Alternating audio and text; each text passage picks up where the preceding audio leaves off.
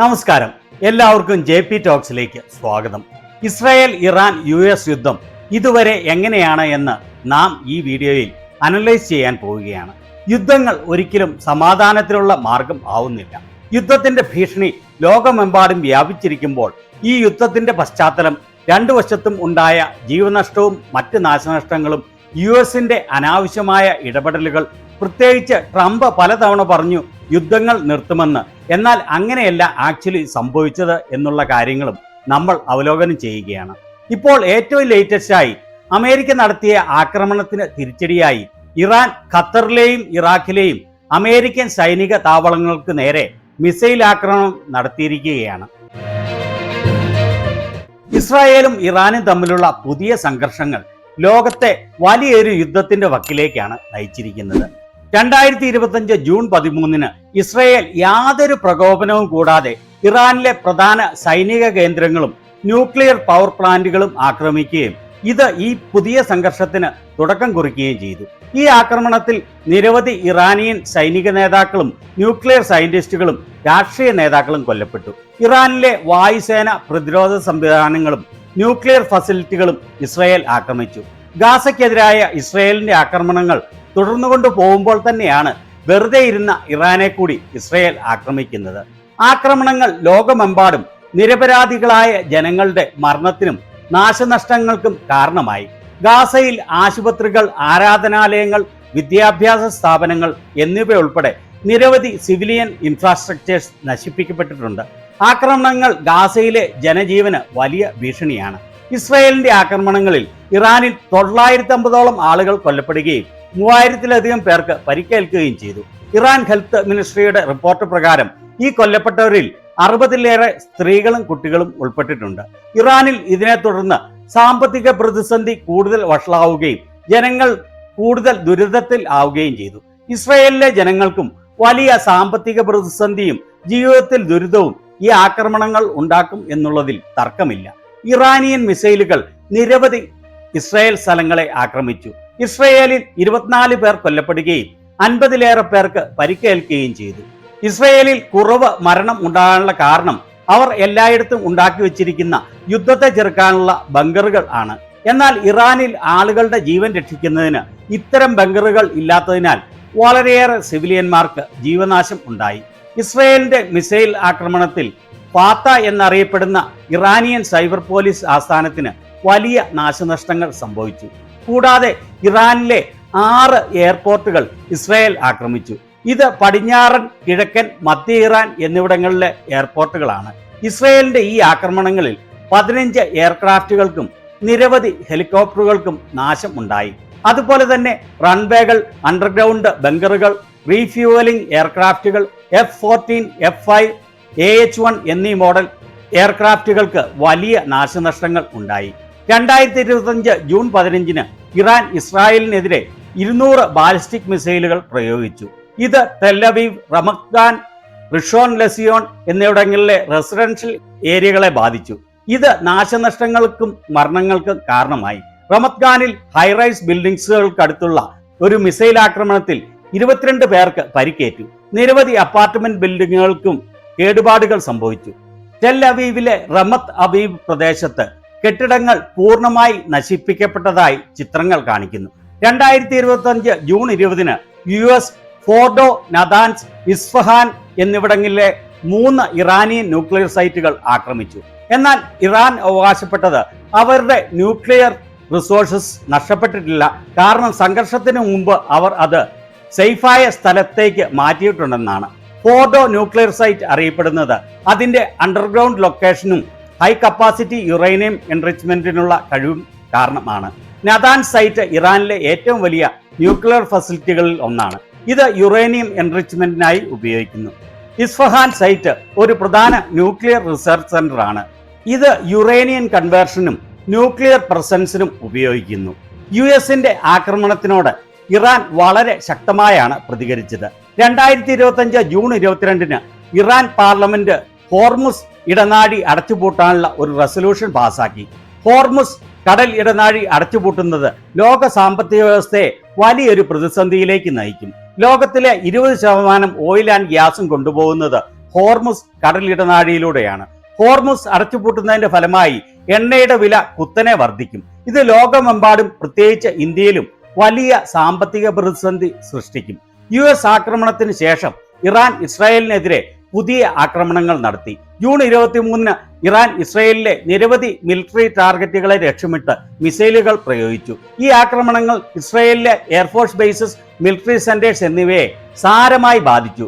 Israel ഈ ആക്രമണങ്ങൾക്ക് പ്രതികാരമായി ഇറാനിലെ നിരവധി ലക്ഷ്യങ്ങളെ ആക്രമിച്ചു.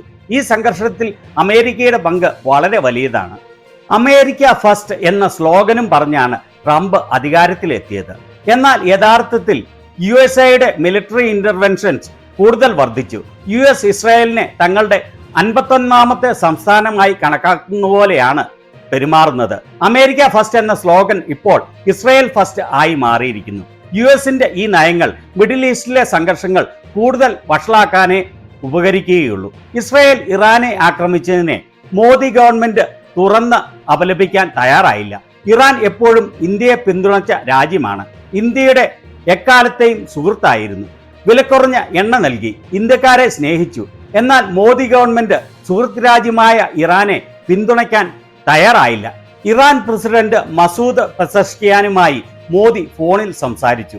എന്നാൽ ഇസ്രായേൽ ഇറാനെ ആക്രമിച്ചതിനെക്കുറിച്ച് മോദി വ്യക്തമായ ഒരു നിലപാട് എടുത്തില്ല. അമേരിക്ക ഇറാനിൽ ബോംബിട്ടതിനെ വിമർശിക്കാനും മോദിക്ക് നട്ടെല്ലില്ല. മോദി ഇറാൻ പ്രസിഡന്റിനോട് ചർച്ചയിലൂടെ സമാധാനപരമായ പരിഹാരങ്ങൾ തേടാൻ ആഹ്വാനം ചെയ്തു. എന്നാൽ ഇസ്രായേലിന്റെ ആക്രമണത്തെക്കുറിച്ച് വ്യക്തമായി അപലപിച്ചില്ല. ഇത് ഇന്ത്യയുടെ വിദേശ നയത്തിൽ ഒരു വലിയ വീഴ്ചയാണ്. ഒരു സുഹൃത്തുക്കളും ഇല്ലാത്ത പരിപൂർണ ഒറ്റപ്പെടലിന്റെ അവസ്ഥയിലേക്കാണ് മോദി ഇന്ത്യയെ കൊണ്ടെത്തിച്ചിരിക്കുന്നത്. റഷ്യൻ പ്രസിഡന്റ് പുടിൻ US ഇറാനെ ആക്രമിച്ചതിനെ കനത്ത ഭാഷയിൽ അപലപിച്ചു. റഷ്യയിൽ എത്തിയ ഇറാൻ വിദേശകാര്യമന്ത്രി അബ്ബാസുമായി നടത്തിയ കൂടിക്കാഴ്ചയിലാണ് പുടിൻ അമേരിക്കയുടെ ആക്രമണത്തെ അപലപിച്ചത്. ഇറാന് 2 ആഴ്ച സമയം അനുവദിക്കും എന്ന് പറഞ്ഞ് 3 ദിവസങ്ങൾക്ക് ശേഷമാണ് ട്രംപ് ഇറാനുമേൽ ആക്രമണം നടത്തിയത്. അതിനുശേഷം ട്രംപ് എക്സിൽ കുറിച്ചതാണ് ഇത്. ഇറാന്റെ 3 ന്യൂക്ലിയർ സൈറ്റുകൾ ഫോർഡോ, നാതാൻസ്, എസ്ഫഹാൻ എന്നിവിടങ്ങളിൽ ഞങ്ങൾ വിജയകരമായി ആക്രമണം നടത്തി. ഇനി സമാധാനത്തിന് സമയമായി എന്നും പറഞ്ഞു. എന്നാൽ പിന്നീട് പുറത്തു വന്ന റിപ്പോർട്ടുകൾ അനുസരിച്ച് ഈ ന്യൂക്ലിയർ സൈറ്റുകളുടെ സമീപത്തൊന്നും റേഡിയേഷൻ വലിയ തോതിൽ വർദ്ധിച്ച് കണ്ടില്ല. ഒരു മാറ്റവും ഉണ്ടായില്ല എന്നാണ് കണ്ടത്. അതിൽ നിന്ന് തന്നെ വ്യക്തമാണ് ഇവരുടെ ആക്രമണം കാര്യമായ ഫലം ഉണ്ടാക്കിയില്ല എന്നുള്ളത്. ഈ ആക്രമണത്തോടുകൂടി ഇറാൻ ഒതുങ്ങുമെന്നായിരുന്നു അമേരിക്ക പ്രതീക്ഷിച്ചത്.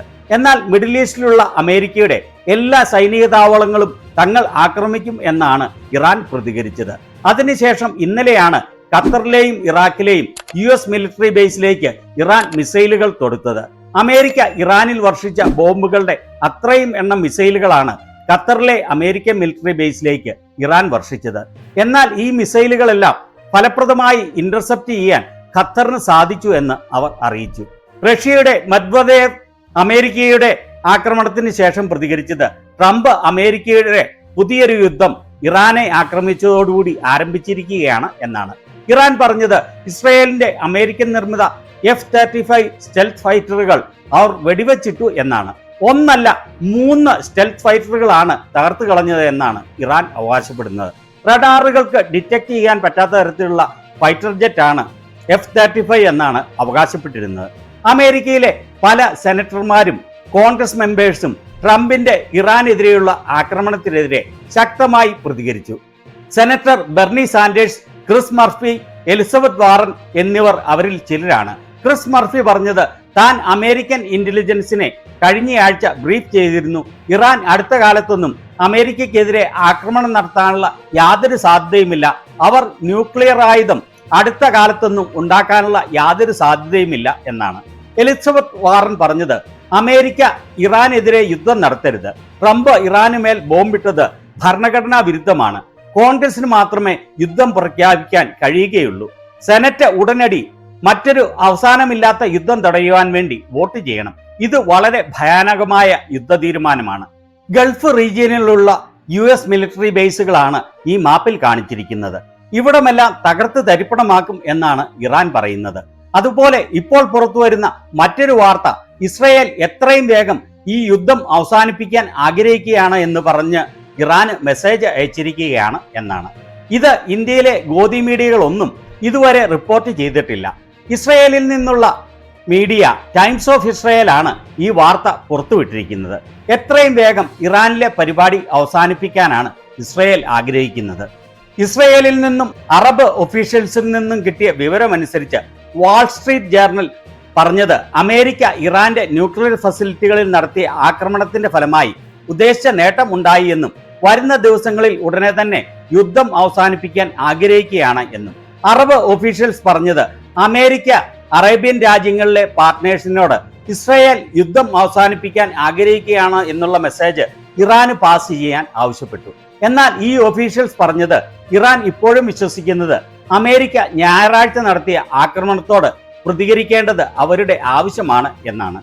അതുപോലെ തന്നെ റിപ്പോർട്ട് ചെയ്തത് ഒഫീഷ്യൽസ് പ്രതീക്ഷിക്കുന്നത് ഡിപ്ലോമസി പുനരാരംഭിക്കാൻ ഇറാൻ സമ്മതിക്കും എന്നുള്ളതാണ്.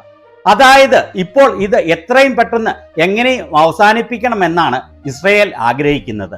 ഇസ്രയേലും അമേരിക്കയും പ്രതീക്ഷിച്ചതുപോലെ ഇറാൻ മുട്ടുമടക്കും എന്നുള്ള വ്യാമോഹം നടപ്പില്ല എന്ന് അവർ മനസ്സിലാക്കിയിരിക്കുന്നു എന്ന് വേണം വിചാരിക്കാൻ. അതുപോലെ തന്നെ ട്രംപ് ഇറാനെ കൺഗ്രാജുലേറ്റ് ചെയ്തുകൊണ്ട് എഴുതിയ മെസ്സേജാണ് ഇത്. മുൻകൂട്ടി അറിയിച്ച് അവരുടെ ആളുകൾക്ക് ജീവനാശം ഒന്നും ഉണ്ടാകാതെ ആക്രമിച്ചതിൽ ഇറാനെ അഭിനന്ദിക്കുന്നു എന്ന് പറഞ്ഞ് ഇത് ചർച്ചകൾ പുനരാരംഭിക്കാനുള്ള ഒരു കാരണമാവും എന്നും പ്രതീക്ഷിക്കുന്നതായി അദ്ദേഹം പറഞ്ഞിരിക്കുന്നു. ഏതായാലും എത്രയും വേഗം ഈ സംഘർഷങ്ങൾ അവസാനിപ്പിക്കുന്നതാണ് ഇസ്രയേലിനും ഇറാനും അമേരിക്കയ്ക്കും അതുപോലെ ലോകത്തിലെ എല്ലാ രാജ്യങ്ങൾക്കും നല്ലത്. അത് ഉടനെ തന്നെ ഉണ്ടാവും എന്ന് പ്രതീക്ഷിക്കാം. Thank you.